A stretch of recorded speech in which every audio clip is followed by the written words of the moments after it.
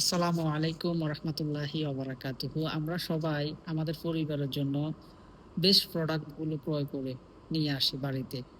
আমরা যদি কোনো কাঁচা বাজারে যাই, খুব ভালো দোকান থেকে, যে দোকানে কম মূল্যে ভালো জিনিস পাওয়া যায়, নষ্ট খারাপ জিনিসগুলো আমরা নিই না, ভালো প্রোডাক্টগুলো আমরা বেছে বেছে নিয়ে আসি।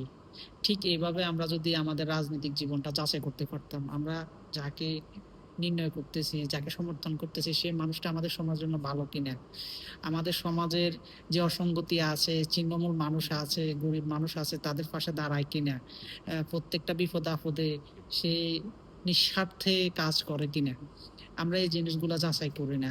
আমরা দল হিসেবে যাচাই করি, যার জন্য আমাদের এই সমস্যা এখনো দেশের মধ্যে রয়ে গেছে। আমরা যদি আমাদের নেতা নির্বাচনে সঠিক পন্থা অবলম্বন করি, আমাদের দেশ অবশ্যই পৃথিবীর সর্বোত্তম দেশের মধ্যে একটি হবে।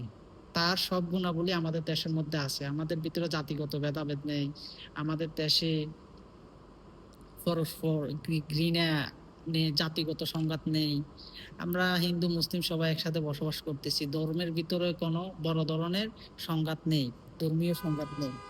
আমাদের সব গুণাবলী থাকার সত্ত্বেও এই কিছু খারাপ নেতা বলি, নেতাদের জন্য আমাদের দেশের অবস্থান খুবই খারাপ। যেমন ধরুন, আমরা কাকে ভোট দিচ্ছি? সে নেশাখোর, সে জুয়া খেলে, সেই কিশোর গ্যাং তৈরি করে, এবং কি সে দুর্নীতি করে, চরিত্র ঠিক নাই। এমন নেতাগুলোকে আমরা দলন্ধভাবে নির্বাচিত করি।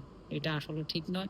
আমাদেরকে উচিত তাদেরকে বয়কট করা, তাদেরকে এড়িয়ে চলা, সামাজিকভাবে প্রতিরোধ করা। তাহলে আমরা একটা সুন্দর দেশ পাবো, সুন্দর একটা ভবিষ্যৎ পাবো। সালাম আলাইকুম।